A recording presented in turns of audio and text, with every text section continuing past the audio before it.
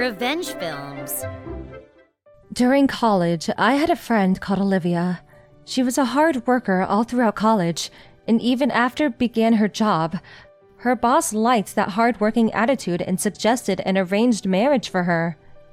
The man he brought up, Kevin, is a successor to a company, a small one, with roughly a few dozen employees. Why was Olivia appointed to become a new company president's wife? It seemed like the company was run by Kevin's family, and this wife had to be a skilled hard worker. That's why the offer went out to Olivia. The arranged meeting went well, and Olivia was liked by Kevin's parents as well. A year went by after the arrangement, and the two had their wedding. Because Kevin's father was the president at the time, apparently they had a lot of guests at the wedding. I was invited too, and it was a grand party. Kevin and Olivia went on their honeymoon the day after their wedding, but they got a divorce when they came back. They technically didn't get married yet, so I guess they just broke off the engagement. The story was, on the day of their wedding, Kevin's ex-girlfriend Emma barged into the wedding room and pleaded to him. I couldn't get over you. I love you. Don't marry a girl that's not me. But you were with another guy! That's not... Your parents never accepted me as family, and I became so sad that I couldn't be with you. And so... But why now? Please, don't get married. Let's try to work things out again, the two of us. Apparently, Kevin's friends that were at the scene took her out to calm things down. But I guess he got swooned right then and there. On the first day of their honeymoon, when they settled down at the hotel in the evening, Kevin told Olivia, I still love my ex. I can't marry you. What Olivia said was that he acted like he was a victim of an unwanted marriage, and that really pissed her off. She thought to herself, At least tell me that before the trip. But she was past the point of being angry and called the hotel desk to change to another room. Kevin said, You were trying to be nice, weren't you? But you don't have to use another room. My heart's with my ex, so it's not like I'm gonna do something to you. Plus, it's a waste of money trying to reserve another room. Listening to this stupid remark made her feel like she just wanted to stab him there. But she pushed them down and said, It's okay. Your ex will be worried, right? It's fine. And paid for her own room. The honeymoon was overseas, and it was a package tour.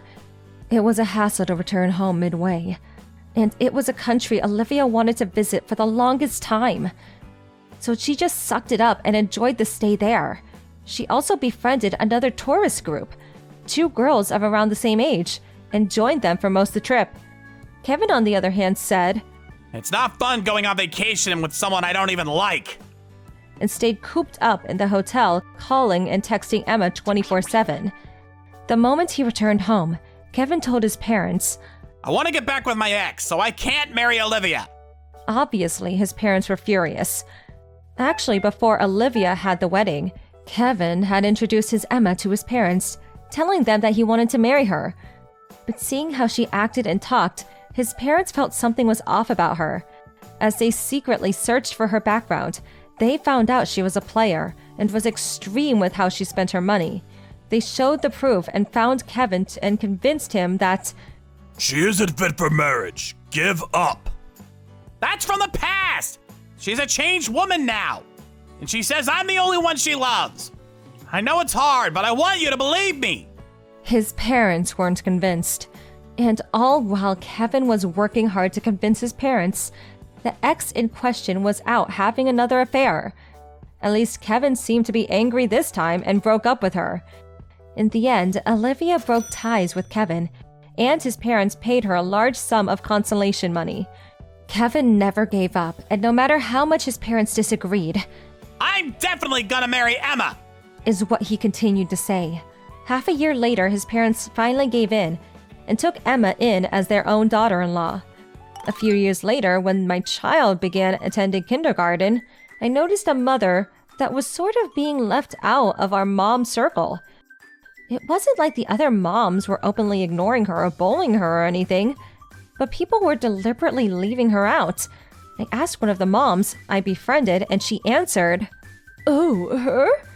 It's a rumor, but apparently she broke into her ex's wedding and stole him away." What? She stole the groom? Well, that was a story that rang a bell, so I asked for more information. Lo and behold, it was Emma, currently Kevin's wife. And the rumors were more extra, like she had many abortions. She prank called his former fiancée Olivia and even stalked her, so the police had to take her away. Her husband, Kevin, was a part of the whole plan and was leaking Olivia's information to her. She broke into the wedding and seriously injured the bride, and so forth on. I don't know about the whole abortion and police part of the story, but I haven't heard anything from Olivia about receiving prank calls or having stalker problems. She's never gotten attacked either. I mean, the wedding itself went smoothly, so it's scary to think how rumors spread. Anyway, because of these rumors, people just vaguely avoided her, saying, "Don't bring us into any trouble." I've spoken to Emma before, but she naturally puts others down as she speaks. So I guess that's how she got isolated and the rumors were left to escalate. Well, I mean, the stolen marriage thing is true. And to think she showed up even when she wasn't even invited, and then telling him, Don't marry this bride! the rumors are true to some extent. Plus, to saying the engagement was canceled just a few days after the wedding. We won't be returning the gift money. The groom will be marrying his former partner. That's unacceptable, isn't it? Olivia properly returned all the gift money she had received on the side, but Kevin was like, Well, the guests ate and drank all they wanted at the reception party, and also got gifts when they left. We have no reason to give the money back. His parents tried to convince him to do so, but he didn't comply. Kevin's dad had invited a lot of guests from his work relationships, and because his company had close ties with the local community, so I can imagine this whole incident must have affected his company greatly. Emma is apparently working as the president's wife and supporting Kevin's work as the new company president, but it seems business is deteriorating. Emma shows up at the office but technically does nothing, and the other employees are pointing fingers and saying things like, Useless. "Such a waste of space," behind her back.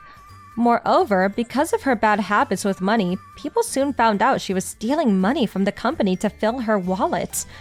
Of course, nobody in the company was supportive of her, but Kevin continued to cover for her. Soon enough, employees began to turn their resignation notices, and the company is on the verge of crashing down. By the way, after ending the whole relationship with Kevin, Olivia married another man a year later. Because her husband's home was a prefecture away, we aren't able to meet up like we used to. But we still go out to eat every few months to catch up. Olivia's husband is an ordinary office worker, and she says, People might think it's a common life, nothing special about it.